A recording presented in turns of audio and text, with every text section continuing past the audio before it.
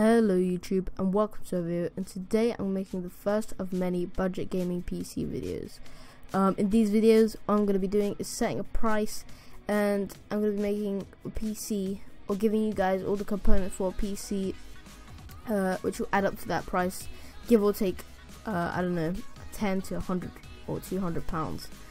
And before I start giving you all the components, not giving you, but giving you the names of all the components, I'm gonna say that these builds do not include an operating system.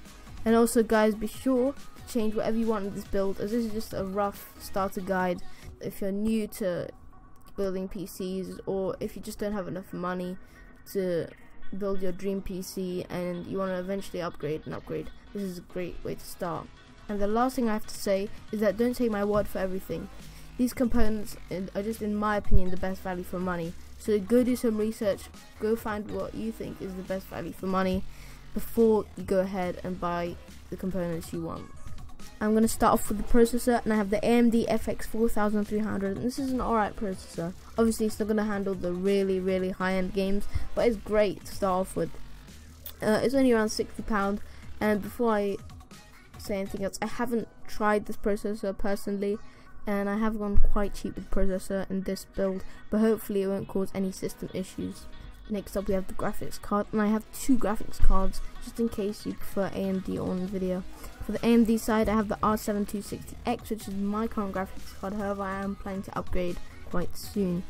And on the video side I have the GTX 750 Ti, which is a tad better than the R7 260X. However, it is a little bit more expensive depending on where you get it, and the price ranges from about £80 to £120, give or take a few pounds. Now, before I go on to the next component, I want to say that as components, the graphics card should be the most expensive component. I'm not sure why, but I'm guessing it's the fact that that's the thing that displays games, programs, and stuff like that. Now, for our motherboard, I'm going to say any AM3 Plus motherboard. And you might be thinking, why AM3? AM3 is for AMD, and if you think Intel, a lot of people want Intel processors because they're the most powerful. But if you think of it, they're really overpriced, and they're definitely not for budget gaming PC builds, especially for this one. So any AM3 Plus motherboard that you can afford to add to this build, but I recommended the AM3 Plus Gigabyte 970.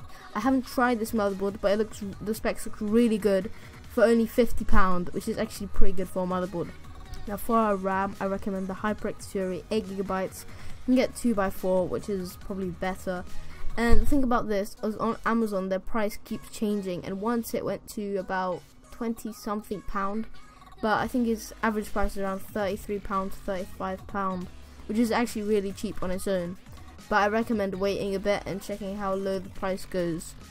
Obviously, I think the motherboard has 4 RAM slots, so you could get 2x4, 2 4s, and that'll get 8.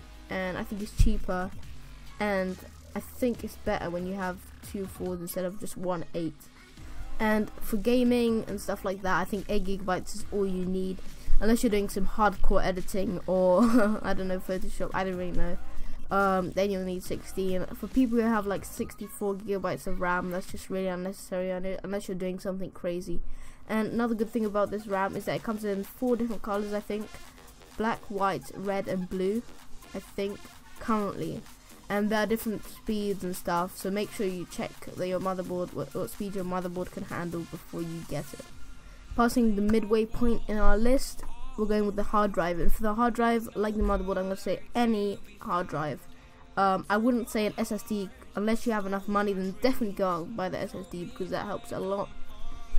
And I'll say 1 or 2 terabyte hard drive, which you can get from like £30 to £60. You can probably get cheaper or more expensive depending on the speed and what brand, etc. I just fly through space. I don't know if it's you, but I have like 4 or 5 terabytes, and I've filled up quite a lot of it, so I think definitely getting the 2 terabyte is a necessity. I don't know, I think if you're a person who doesn't use that much space, then go for the 1 terabyte because it's a lot cheaper, but it's up to you. Problems with games these days is their file sizes are crazy. Think of GTA 5, I think it's around 60 gigabytes, which is just ridiculous. So for a person like me who has over 100 games in their Steam library.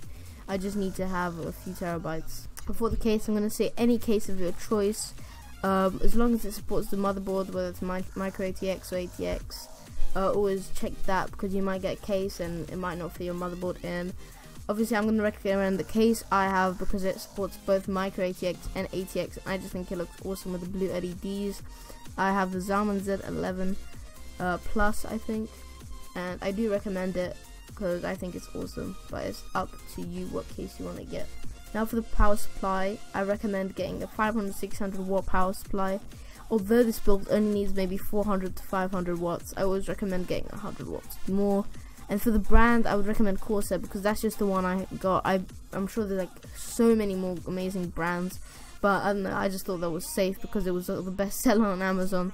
And I think that's pretty cheap. You can probably get really cheap power supplies, but I don't think they're that good. The fan might not be that good, so I recommend just spending around 30 to £600, 30 to 60 pounds on the power supply. Obviously, if you're going with 30, just be careful. Get a well-known brand, and don't get an unknown brand, just in case something happens. The good thing with Amazon is that you can always return the item that you bought, just in case it was faulty or it doesn't work with your build. Anyway, that was it for the build. I hope it helped you out a lot. If you are new to my channel, be sure to subscribe. And if you did enjoy this video, be sure to leave a like. I hope you have a great day and see you guys later.